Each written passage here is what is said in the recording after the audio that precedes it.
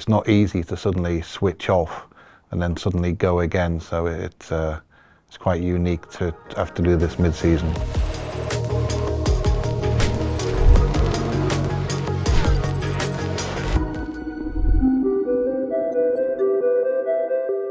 The shutdown is a mandated 2-week break that all Formula One teams have to take.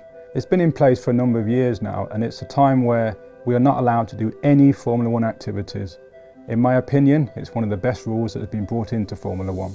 The F1 in-season shutdown is incredibly important to all the race team personnel, but not only them, also to their families. It's a 2-week period where you can totally focus on yourself and them without any interruption from emails or texts or WhatsApps or thinking about meetings or the next race. It's a real good time to recharge your batteries. While I think there's an inefficiency to shutting down the factory and then having to restart, it's the same for every team. Every team has that same 2-week break to take.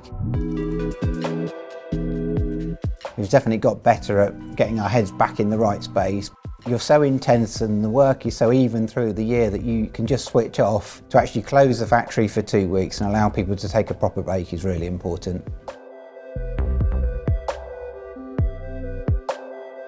From an operations perspective, the shutdown is really important. We plan many months in advance for those 2 weeks. Firstly, to make sure that we finish the last race in the best possible condition. But also, it's the only time really in the season where we can do a lot of our planned maintenance work. When that shutdown starts, we can get in and we can get all of our machines, all of our equipment fully serviced and fully maintained. The activities that aren't allowed during the shutdown are any work on the design and manufacture of parts for the Formula One car.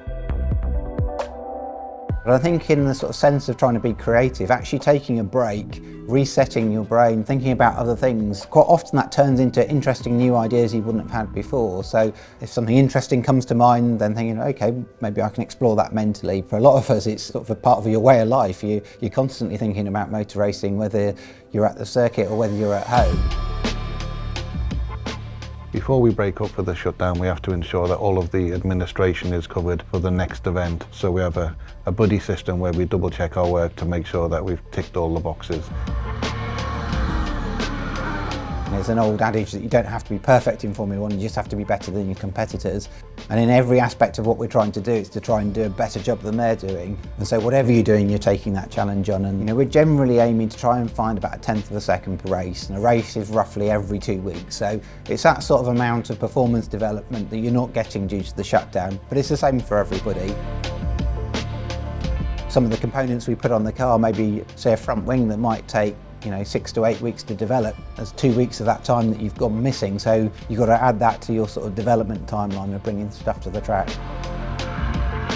Preparation is key because we race in Spa just before the shutdown. But when we get back from the shutdown, we're straight into another race weekend in Holland.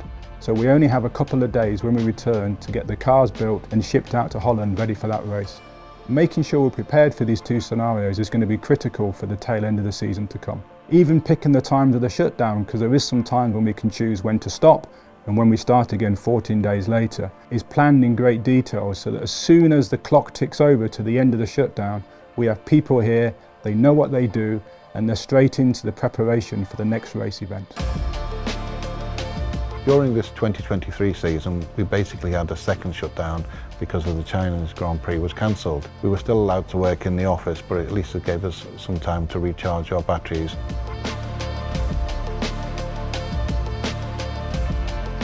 Like everything in Formula One, we are always looking to find performance, and the planning around the shutdown is no exception.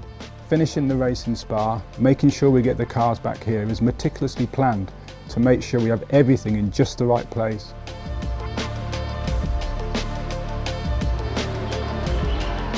Straight after the shutdown, we start to build the cars for the next event, which means all of the race team crew have to come into the factory, and we'll do several pit stop practices as well as building the cars for the next event to ensure that we're sharp and ready to go.